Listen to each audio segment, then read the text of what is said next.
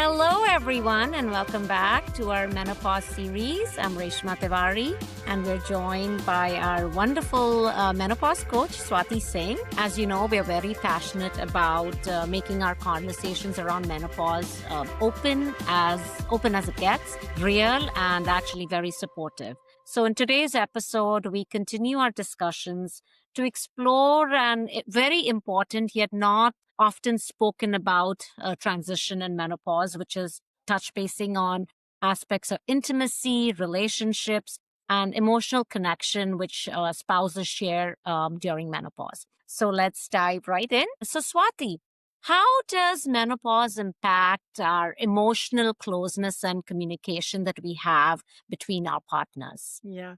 Reshma, thank you so much for asking this question because I think it is a very important topic that we touch upon. Because if you Google menopause, they will show you, oh, when the period stops for women and they lose their fertility, and that's about it.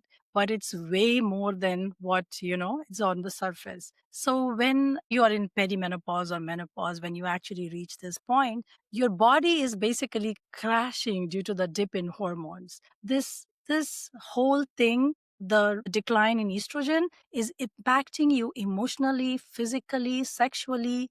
It's on a physiological level which you cannot control. So what happens is you are on a roller coaster ride emotionally.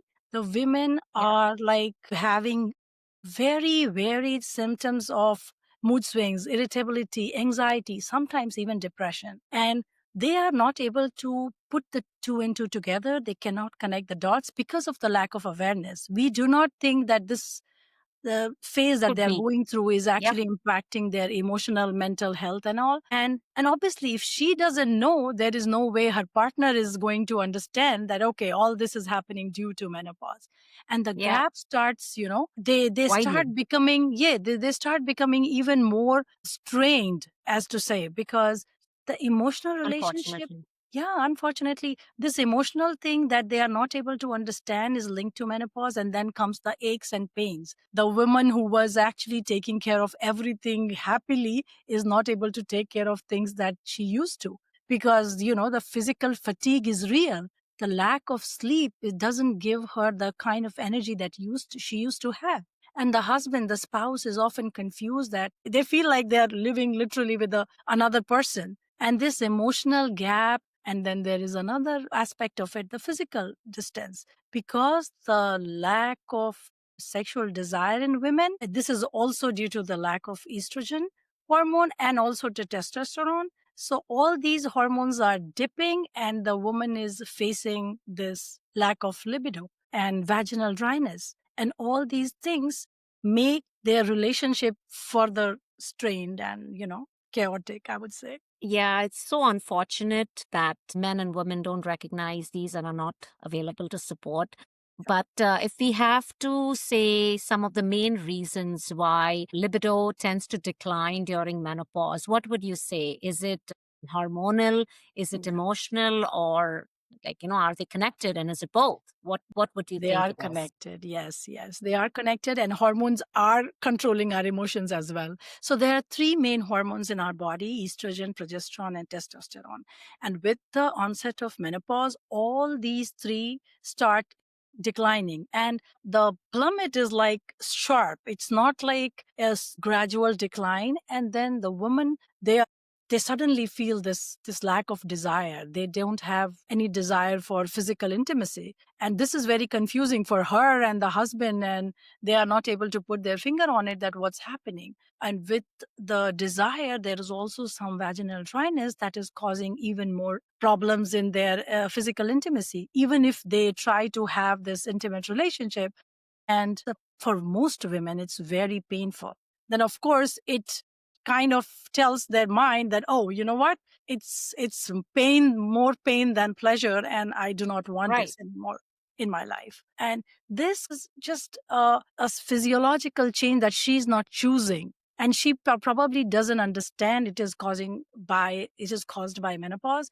And the husbands, of course, it's not happening in their body. They cannot connect. Outlet. Yes. So they kind of feel abandoned and rejected and pushed away. So it's a combination of all these hormones and the fatigue, the lack of sleep, And this time of life, women are usually dealing with so much at home, at work environment, more pressure at work, because obviously you are climbing up the ladders, you have more pressure at work, your kids are growing up and they are maybe going to college, you have all this emotional turmoil, your parents are aging, so everything happens at the same time, and it becomes, and you know what, libido is again mood. So everything impacts her lack of rest, her lack of energy. It kind of also contributes to it. The main reason, however, still is the hormones, the testosterone. And we usually recognize testosterone as a male hormone, but actually, the little bit that women have, it actually is a controlling, driving sexual hormone, you can say. Mhm. So it really impacts their desire and their libido. Yes. Okay. So then how do we address this issue? Like, how can it be fixed? Like, how can women still feel the desire and maintain that sexual contact with their spouse and have a good, healthy life? Do Yeah. you think HRT would be the answer to this? That's right. That's right. So HRT is the answer, because everything that you do to fix this transition of life, HRT is a very big part of it. And these hormones that your body doesn't make anymore, the ovaries doesn't produce anymore, they need to be replenished. And it's such a huge topic that I think, Reshma, we need to do another podcast just on discussing HRT, the Agreed. benefits, the pros, the cons, and what actually hormone therapy is. It's not like Yeah. a hour therapy that you are taking it. It's just a Mhm. combination of these hormones that can easily be given to women.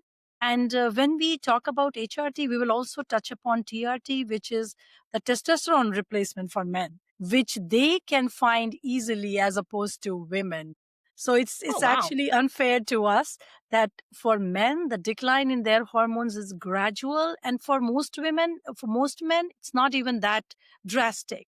However, for them to replace testosterone is very easy. They can find in every nook and corner of the town. But for the Right. women, this lack of hormone that they need to replace has a big thing attached to it, like HR, it is cancerous and etc. etc. So yeah, we'll talk about in detail in maybe our Okay. next episode. That's fair. Yeah, HRT deserves its own segment. Yeah. So I Yes, understand. 100%. 100%. Yeah. And we know how passionate you are, so we would love Oh, to yeah, hear from I you know. on this topic. But then, how would you say that these spouses can provide actually real support and understanding then during this transition? It would really be helpful to Yeah. understand, because if we can really help alleviate the stress during this critical phase of a couple's Hmm. life, especially with, as you mentioned, kids are going out of the door, parents are Yeah. aging, we have that added burden as women. Hmm. This could be something we can help talk and alleviate and hopefully 100%. fix their marriages. 100%. I feel that when women are going through this transition of life, if they Hmm. have the support from their spouse, it will make a world of difference. A world of difference. First of all, women need to be aware, like we are here to create awareness. Most women, they don't even know what's happening to them, and it's all linked to the menopause thing. Yeah. And they sometimes start getting into depressive state of mind, and they do not understand. So what I would encourage is to get more information, knowledge themselves, talk to their partner that I don't feel well. And if you're a man watching this today, kudos to you, because this is how we can make a difference. If men get more information and knowledge and get more Mhm. involved, they know, they understand what is happening to their wives and the weird behavior that they are facing a day to day in their lives. It's not her. She has no control over this physiological change that she's experiencing in her body. So I believe that 80% of the men out there, they genuinely want to help and True. understand their partner, but it's just the lack of information, and they have to work it together as a team. If the women are feeling lethargic, fatigued because of lack of sleep and the energy dip in their bodies, they need to, I think, step up and take some responsibilities and help them out with day to day life, as well as take it upon with his responsibility as well to, let's go to the doctor, let's see what's happening to you, let's find out what options do we have, what does HRT do for the women's body, how can it help, how can it not. So it's basically a team Yeah, that it's a it has step to. up Yeah, by the spouse yeah, to help the woman. yeah. And actually, one more thing that I just remembered, Hmm. I was talking to a friend and she brought it up. Yeah. I think one of the big ones are UTI, right? All That really right. Yes, yes. impacts women at this stage of life, and it matters how their sexual health prevents Exactly. is prevented because of these UTIs. Exactly. Right, Swati? What do you I'm think? I'm so glad that you brought this up. Reoccurrent UTI becomes such a big problem in this stage, and they are confused. Women are confused what is happening to them. And it's a very easy fix. There is this very famous urologist, Dr. Kelly Casperson. She talks in her book. I will highly recommend this book to everybody who wants to know more and learn more about, because in her book, You Are Not Broken, she very candidly talks about the sexual health, the thinning of the tissue, the UTIs, and UTIs are apparently more dangerous than we think. It sometimes causes more confusion, dizziness, brain fog, even accidents in older women. They get Oh, up wow. at night and they feel dizzy and they fall, break their hip, and one thing leads to another. So, reoccurrent UTI is also, the decline of sexual health, the decline of vaginal health. And as per Dr. Casperson, it's a very easy fix. Vaginal estradiol is the safest, and she says it's the most effective, probably the most effective UTI fix. And it also helps with your, otherwise vaginal dryness. So all this awareness is out there. I would request all the women that you need to work as a team with your partner, and the partner needs to step up and take more responsibilities, understand what her problems are, and think that she's not being moody or lazy or just irritable or just being difficult. She's not. Because everything that's happening to her is not in her control. Most of it is like she cannot even understand why it's happening to her. Yeah.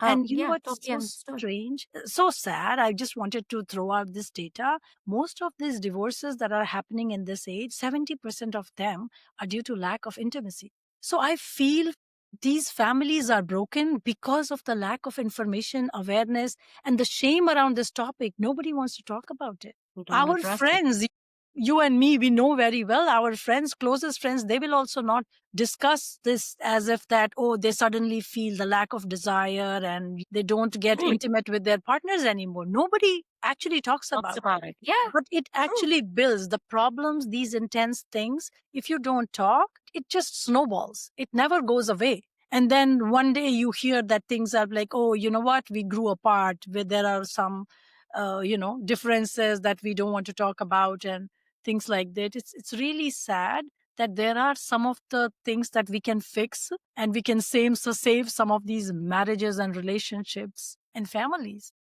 Yeah. And even save the person because we know of Yes. some cases where they've been in excruciating pain. Yeah. And this could have been resolved so easily by So some of the easily. small steps Yeah. we could have taken, right? Absolutely. And Absolutely. so, thank you so much, Swati, again for shedding your light on this very sensitive and not so spoken about topic and just providing such clear and compassionate answers. To our audience, if you're listening, just remember this isn't about losing connection. It's really about learning new ways to communicate, care, and rebuild that desire together. Yeah. So, if you think this episode has helped you, please share it with your partner or a friend or even someone at home who you think can benefit, especially men. Then re-highlighting the book that Swati mentioned. You are It's not You broken. Are Not Broken. Yeah, it's a book by Dr. Kelly Casperson. Yeah. So if you want, you should get hold of your copy. And once again, thank you, Swati. Yeah, ladies, I just want to say that if you are listening to this, please listen again with your partner if he is not with you now. And men, if you are listening this, kudos to you. As I say, it's like a big round of applause for these men. And I would like to share my experience that my husband went with me to this menopause seminar, and he was like enlightened. He was Enlightened. such an eye-opener for him. I mean, I have been an advocate for this topic for some time now, and I was amazed that he did not know most of it. And the more they know, the better it is for us as a family, as a couple. So, ladies, keep talking about it. Involve your partner. We can do it together. Stay strong. Be well. Be bold. Be. Thank you. Yes, and we look forward to our next discussion on HRT and the benefits, right? Yes. So stay tuned. Yes, we have a solution, which is HRT. Let's do it. Next episode. Bye for now. Bye.